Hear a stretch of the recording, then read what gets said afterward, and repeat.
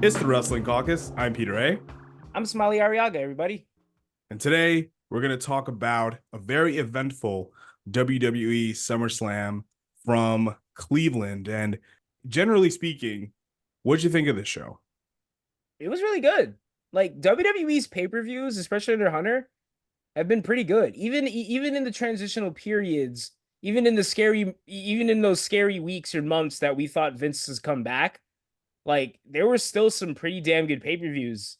And SummerSlam is just one of them. Is another one of them. Like top to bottom, like we obviously, yeah, like we'll get this out of the way.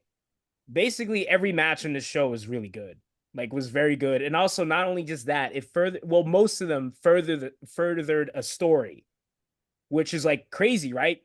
Imagine stories being a priority in wrestling nowadays. Isn't that crazy?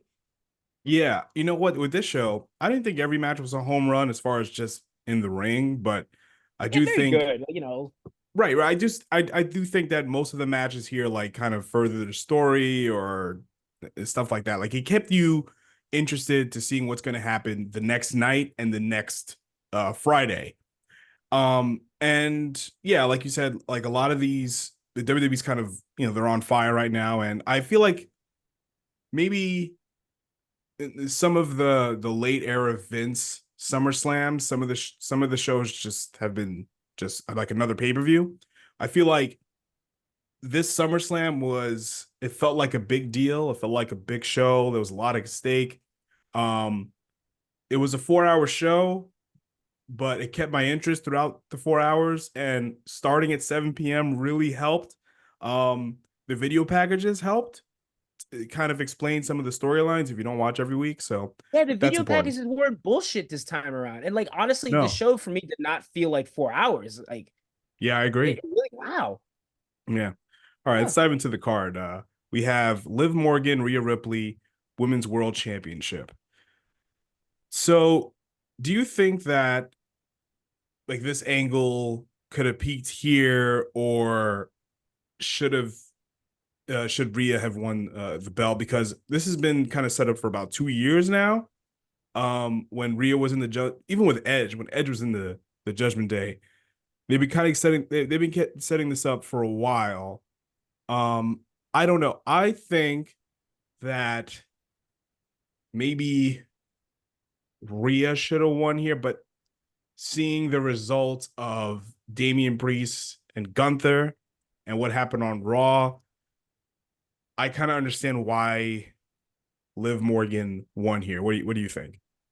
This was basically this match and the Gunther and Priest match.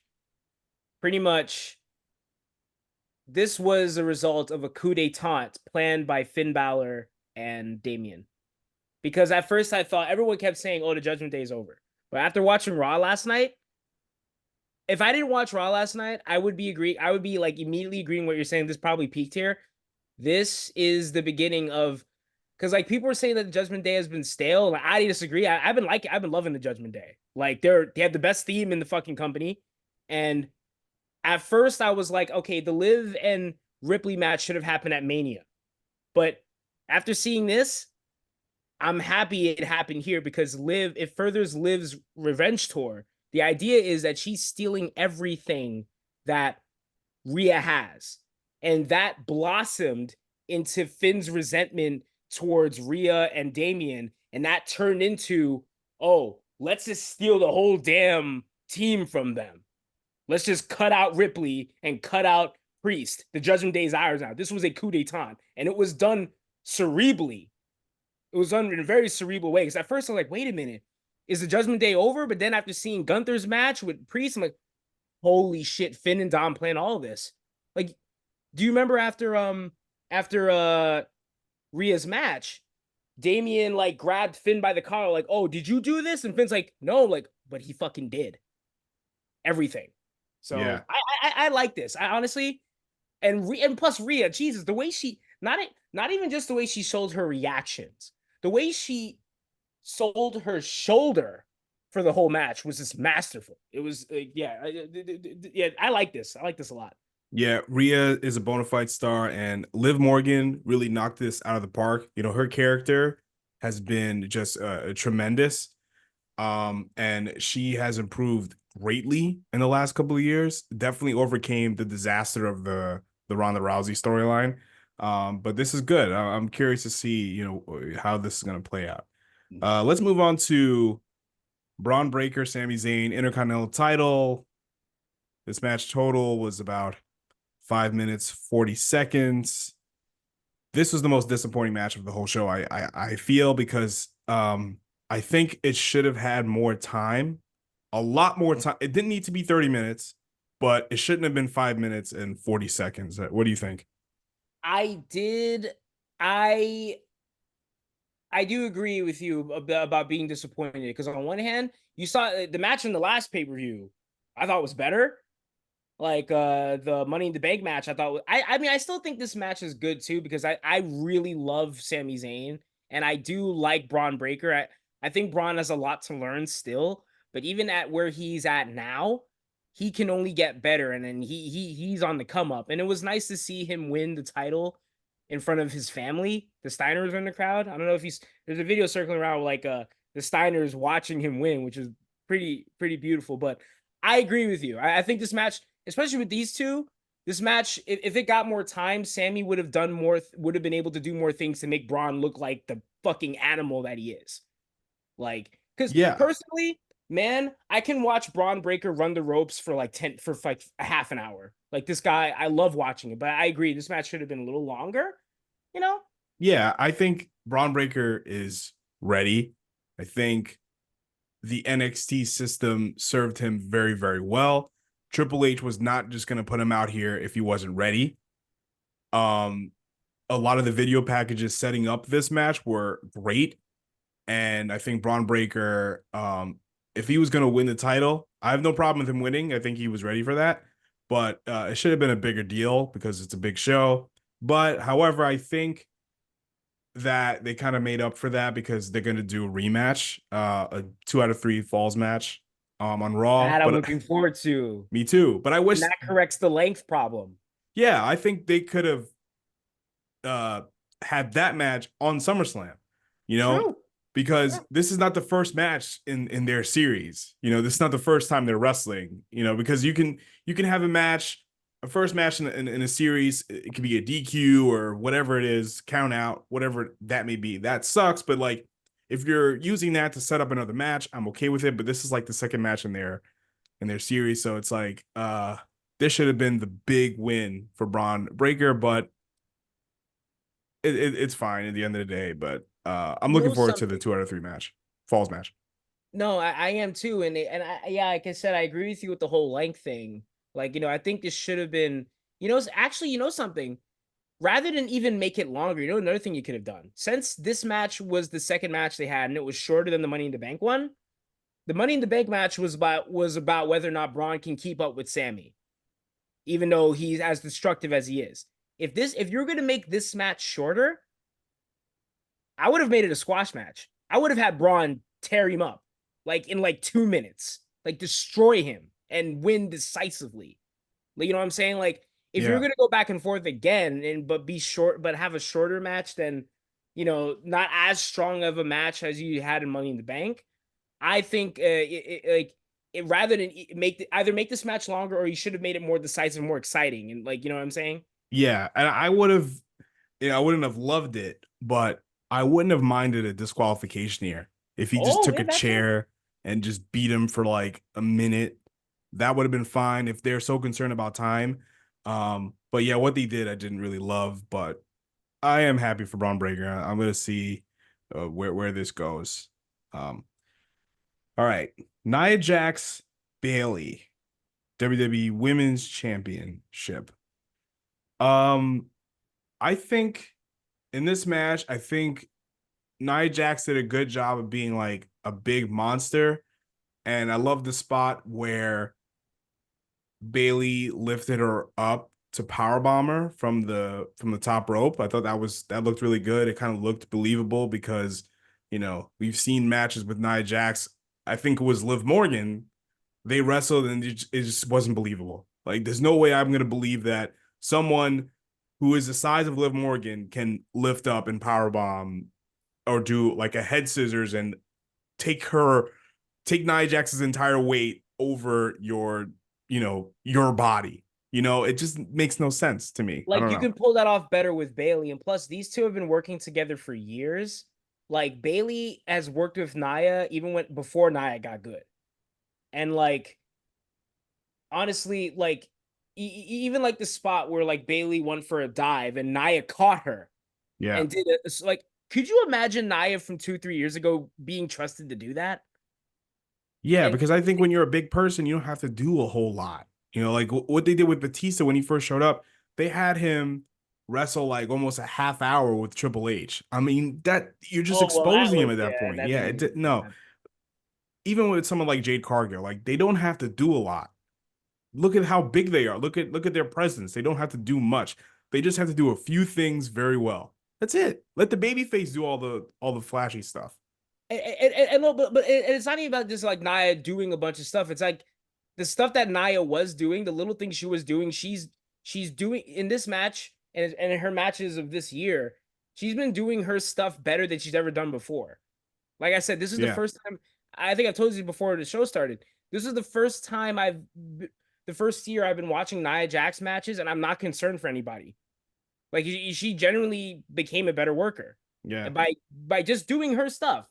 She didn't start doing more stuff. She started doing her stuff right. What do you You think know. about Nia Jax winning, being the champion? Well, well, she is the queen of the ring, and like I think he could have had another match. I think he could have had another match with them, or like have her win down the line because like Bailey's has been doing so good, and finally been able to just show how like good she is, especially as a champion. Maybe give but I guess they want to build up SummerSlam as a big show where big things happen. You know what I'm saying? Yeah. So I get Nia winning. I get it. I was sad because I love Bailey. I was like that's my reason for being sad about it. I think Nia winning I think it's fine, but now you have Tiffany Stratton. Do you think Tiffany's going to cash in on Nia, or you think they're going to do a rematch between Nia and Bailey, and then Tiffany's going to cash in on Nia Jax? I mean, the last person that Nia was friends with who was a blonde on TV betrayed her. So my guess is they're buddies for a little bit and Tiffany cashes in on her at some point. Okay. That's my guess. But man, I say this all the fucking time. Tiffany's a baby face, right? She's a baby face? No, not now. A baby face? Oh, well, I guess. Well, if she's not a baby face, I guess she can do the edge thing for once. I hope in the next year or so, if a baby face has the money to bank, can't they just cash it in at a contract signing and like, hey, I'm gonna cash it in at Royal Rumble and build to a match at Royal Rumble. I'm sick of the money in the bank. I say this all the time, but yeah. Yeah. They got to just redo what they did with John Cena and Rob Van Dam. He was the only one that did that. I mean, okay, Yeah. that's how babyface is like because it's a what's in the briefcase, the contract. You can have a contract signing. I don't know. But yeah, my guess, yeah, the story is down the line, Tiffany cashes in on Nia. Yeah. All right. Drew McIntyre, CM Punk. Um, did you think we needed the Seth Rollins guest referee stipulation? Yeah, I know Seth Rollins is a fucking goofball and everything, but I think it did help further the feud with him and Punk. Because here's the thing: even if Seth wasn't a referee for this match, he was going to interfere anyway. You know what I'm saying? I would have just had that. I don't think we Really? Because needed. but that happens a lot. Yeah, I think that the special guest referee thing, I don't know, with wrestlers at the special guest, Yeah. I don't know. It's hard for to get into the match because like the referee who's the wrestler becomes the focal point of the match, and then I just don't care. Like, okay, it's like you're just waiting for something to happen, not something, you know what I mean? Like waiting for like the You're referee, waiting for Chekhov's gun to go yeah, off. the wrestler referee to attack one of them, and then that's gonna be the That's match. And exactly what happened. yeah, it's just like, and then yeah, Seth gets, it was to me it was kind of forced, the anger and the outrage. Like, Yeah, because like Seth comes off like, you know how Seth comes off like, yeah, like, yeah, he was calling him an asshole and all this stuff, and then he made CM Punk mad, and then CM Punk he cost would. himself the match essentially by GTSing Seth Rollins. But then the thing is, I think like Punk's character is that he has a short fuse, right? And that's kind of like his perception in real life. A lot of people think that, oh, he's a short tempered and Ooh, he'll he's gonna start like, a fight. yeah, exactly. So it seems like that's his character in WWE now. But No, I but the think, thing is, yeah, like, it's kind of silly because like people pin that on him to the point where like even if he hits a guy for a good reason, everyone's like, oh wow, you see, but it's like, dude, like you literally stole his wife's bracelet, and when he came back, you told him he didn't belong here. He's not gonna be nice to you. He's not gonna be your buddy. But like, I know, but here's the thing. I understand like Seth yelling at Punk in the ring. It wasn't as grounded and as believable as it was that first, all on the yeah, Raw segments. The Raw yes. segments, I was like, Drew. But the thing is, Drew's hate, man, he has become like the stink meaner of Monday Night Raw. He Yeah, just the Drew hates and Punk this guy. stuff is great, right? Yeah. But like I'm saying the Seth Rollins it kind of fitting into that is kind of forced. Um, I don't know. I just feel like if they want to set up Seth and CM Punk, great, but I just don't think he needed to be the referee of this match. I really don't think I don't think he needed to do It that. was a way to involve all of them, but I Yeah, I do get it. agree. I personally would rather maybe Seth be out in commentary watching. Him, he wears a little outfit, does his entrance, and he can watch the match from outside because it would have been the same result. But the thing is, him being in the ring, yeah. I mean, I know what you mean. I know what Yeah, you mean. and I It think didn't that bother me. yeah. It didn't No, go bother ahead. me because I was just happy to see Punk like wrestling again, and also like he literally can work an amazing match without. He's like Raven, he can work an amazing match without doing anything. Yeah, and I think that I want to see Seth versus CM Punk, right? That's a long time coming, right? But I think there should have been a better way to get there. Yeah, I kind of like your idea of Seth on commentary, and then without Seth realizing it, Drew throws CM Punk into Seth, and then Seth starts, and CM Punk start getting into it, and then that kind of costs Punk the match, and great, and away we go. But putting the referee thing is just kind of wacky. Because CM Punk is gonna want to hit Seth too. Like, Yeah, did you exactly. see their segment on Raw? Yeah, I liked it. It was like like we was about to hit him, and then like he just the way he literally hopped over the barricade to go to Drew. It was Yeah, incredible. yeah, He's like where's Drew? I just want to talk to him. yeah. He's gone mad. He's gone mad. But like, So what do you think happens with Drew now? He beats Punk. That's big, right? Does he go for Gunther? well, obviously him and Punk are gonna have another match. My Yeah, guess, maybe a Hell in the Cell or a cage match or something like or a dog collar match. something Huh? like that. Yeah, I think Like maybe.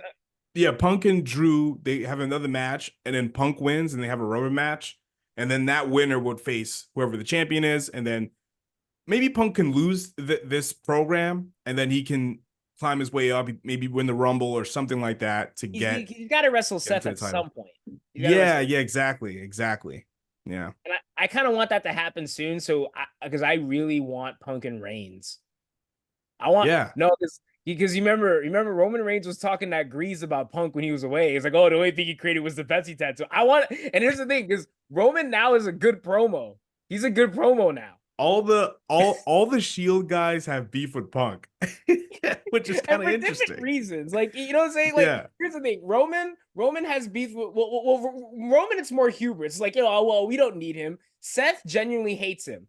Dean, it's more childish. It's more like, well, you didn't like my Rocky idea, and you're friends with my wife. Like, you know what I mean?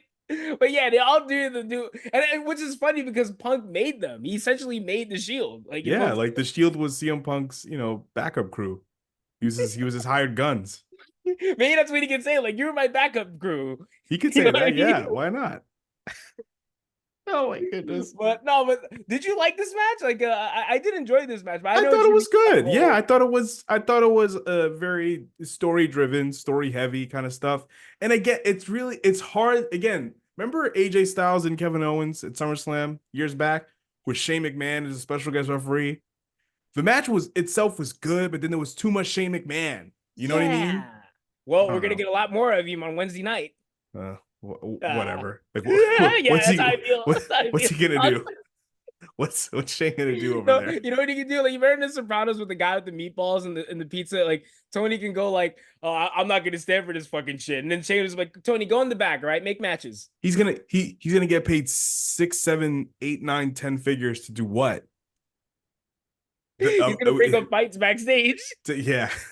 or start them. He's starting to go. And then while he breaks up a fight, he shatters his knees or something like that. Yeah.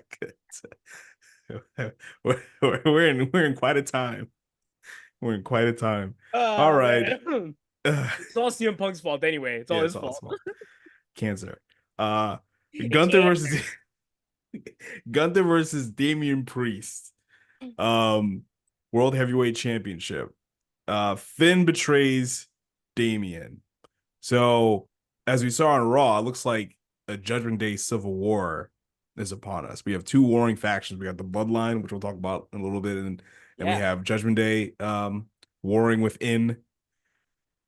Well, that's the thing. Yeah, I think no, I don't know if it's like a civil war per se. It's more like, oh, we kicked you guys out, and now the people who were kicked out are fighting asymmetrical warfare against the new Judgment Day.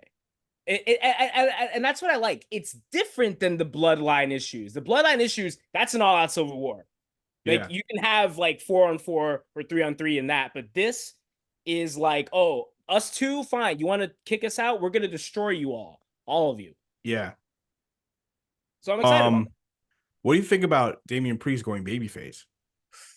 I think it's a long time coming, man. Yeah, Like, it's like, like when he was a heel, like, it's like, oh, you remember he used to shoot invisible bow and arrows at his Titantron and say that, like, I'm gonna live forever. Now it's like people genuinely love him because he's more of his real self. yeah, And like, if he ever, I don't know, like, you saw the promo he cut on Raw. yeah. It was great. Yeah, like no, I'm ready for him being a babyface. I think he's ready too. Like he it was in his eyes, man. Like, and plus Finn, we all know how cool fucking Finn is, like as a heel. Like Yeah, he still has that cool Judgment Day theme. Like that's why I'm happy the Judgment Day still exists, because I'm like, damn, like where's that Alter Bridge theme gonna go? It's like the best theme in like wrestling right now. But like, so man, Finn and Damian Priest, I'm all for that. I'm all for that, honestly. yeah. I'm glad Gunther won too. Um, to make up for that, weird King of the Ring finish. And Yeah, he's the world champion. Holy, it just hit me. Holy Christ. yeah, yeah. Well deserved. Um, what he did for the Intercontinental Championship was tremendous. And this belt is gonna be elevated further with Gunther. And I love how his first opponent is gonna be Randy Orton. I think it's the perfect first Yo. opponent for him. Because they got unfinished business too with that weird Yes, bit. exactly. Yeah. Exactly. Yeah, I love how they did that. I love how Randy was like, "Well, you beat me technically, but not really." Did you So, really though? Did you? The exactly. one match I didn't catch on this card was the main event. Okay. Yeah. I saw it. You Solo know what it versus- I was? saw the ending. I saw the ending. Right. But Cody and Solo was kind of like Cody and Roman. It was kind of like that. It was okay. Bloodline rules, and Bloodline came in. It was lots of hoopla. Oh, so it's probably Um, good. It's probably really good then. yeah, it was entertaining. Cool. So Roman Reigns return. What do you think of that? You know what's crazy? I think Roman's improvement needs to be fucking studied. I know I've said that so many times, but it's just like, Jesus Christ. This guy, he went from being the worst promo in wrestling. He never had a bad match. Rarely ever had bad matches. But he went from being the worst promo in wrestling to the best promo, one of the best promos on the roster, and one of the most people. I remember every week people would always be like, oh, he only wrestles once a month. I can't wait for him to not be champion. As soon as he lost the title, what was the first thing people were saying on TV? Thank you, Roman. And look how happy everyone was when he came back. Yeah, because they're marks. But Exactly. here's the thing with with Roman Reigns. Roman Reigns, when he went solo, he had no real definition. Like the crowd had no reason to get behind him, aside from the fact that he was in the Shield. And Vince and company was like, well, he's the guy, and that's it. And you're gonna boo, but you're gonna pay, right? And that's what happened. But then now with the Bloodline, we have Roman Reigns has a clear defined character and a clear defined motivation, right? And it's believable. Like he's part of the Samoan bloodline lineage, so the Bloodline is just like a layup. And he knocked that tribal chief character out of the park, and it's fantastic. It's one of the Like, best characters especially, in wrestling right now.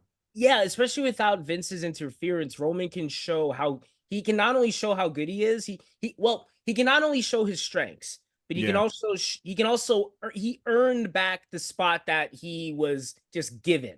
He re-earned it. Which is something people rarely ever do. yeah. And Like, then you have like look at Damien Priest, right?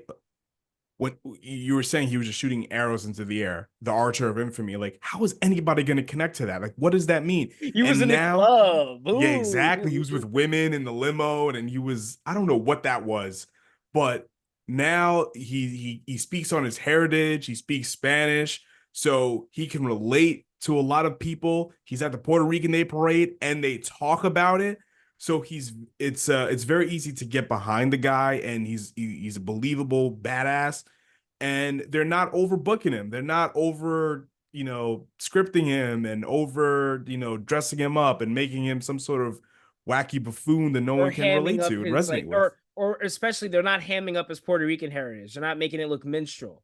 Yeah, exactly. He talks like Exactly. someone you would see like just like walking around, like going like you walk around town. He's like, "Oh, what's good, Damien?" Like, his name is still a little like it still has some Vinceisms. Like I still miss the name Punishment Martinez, but after watching like some recent vlogs and documentary, a little documentary for him, I can understand why he wants to leave that name in the past because I think it's associated with a lot of pain.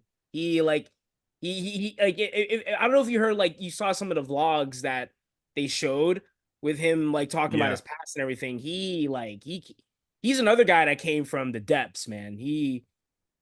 And now he's a star. He's like someone you can get behind now. Yeah, exactly. So I think the babyface move is the right move. But anyway, with Roman Reigns, right? So he comes out and he helps Cody win, which is crazy, right? He helps Cody win because Solo is getting out of line and he's trying to he had the OTC shirt on, original tribal chief and all that stuff, which is great. So you think this is going to lead to war games? Before Roman and Cody 3, probably. Wait, when's Survivor Series? November. Oh, that could happen. Yeah. Could be. Nah, but like, I hope everyone stays healthy. Like, what Roman, like, literally, he even like the little things he does on camera. Like when Sam after he helped Cody, Roman stood outside of the ring and listened to Samantha call Cody's victory. She said, "And still, your world champion, Cody Rhodes." Roman's face, he still hasn't shaken off that loss. He showed it in his face. I'm like, yeah, a third match is gonna happen between these guys. No matter Yeah. who wins or loses, it's gonna happen. I can't wait for it. Yeah, I'm ready But for it too. And yeah, I'm glad that Roman kind of took most of the spring off, because now the crowd, they kind of miss him in a way. His a lot of critiques of babyface in the past, like, oh, they kind of shove down your throat. We see you every week, and da da da. Da. Vince, Yeah, but then when like you said, when you're not there, and it's like you're never around. So yeah, you want to avoid those Markisms. yeah, like, but the thing is, they're so loud. You know what I'm saying? Like, Yeah, but you have to identify them to know the difference between shit like that and like nuanced like opinions and yeah, nuance. Because like, without going on too much rant, like with like the wrestling community, a lot of the times it's like, man, we like it. The dialogue about certain things is so fucking dumb. yeah. You can't have a dialogue with someone. To me, listen, if you're not going to be around, it's okay if it's part of a story, because Roman not being around to me kind of sells his loss to Cody, because he was the champion for how long, right? And now that he's back, the crowd lost their mind. And also, like, Jesus Christ, like the guy like survived cancer. Like, give him some. Like if he has time off, Exactly. let him take it. For God's sake. Like when he's there, it's always Yeah. it's great. And Like him taking time off kind of left the stage for Solo to get a shine. It elevated Solo. It elevated Tamatanga, Tangaloa, and Jacob Fatu, you know? and Paul So Heyman, they literally elevated him and threw him in a table. exactly, you know, they're telling there's a lot of layers to this Bloodline storyline that's been going on for a long time, but there's a lot of different chapters to the story, which I'm open to seeing where it all goes. Um, so yeah, you know, It's like wrestling yeah. fans look for dumb reasons to hate on people that don't deserve it, and they look for dumb reasons to praise people that don't deserve it. I don't know. Makes no fucking sense. I think with some wrestling fans, you know, in especially in like the online community or you just talk to people in the flesh, it's almost like they think being a wrestling fan also means to be cynical.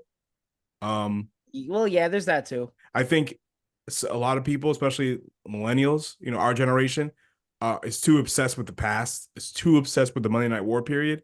But not for the right reasons. Like we don't learn. Yeah, We obsess over the past, but we don't learn from it. yeah, You know, like if you're gonna look into the past, oh, that didn't work. That didn't work. Let's not do that again. yeah, But a lot exactly. of times, oh, let's do that again just because. Like, why? Why? Yeah, Why? Like, no, it's yeah. But I thought SummerSlam was a good show in that regard. It set up a lot of different angles and made me watch the next day. it made me And want to. It made us actually want to watch Raw. yeah, made me excited for Like, Bash in Berlin at the end of the month. So that's good. yeah, no, like I'm excited for a lot of different. Oh, hopefully by the next show we won't be saying, "Well, it got fucked up." Like, you know, 'cause that happens a lot. Like we're like, "Yeah, yeah, this is good. It's gonna be great," and like next time, well, but no, no, no. I'm actually for first time in a while. I'm like, I am hopeful about a lot more than just two storylines in WWE. Exactly. All right, it's the Wrestling Caucus. I'm Peter A. I'm Smiley Ariaga. And you can listen to the Wrestling Caucus wherever you get your podcasts, and you can follow us on the socials. Those links would be in the episode description. All right, later days.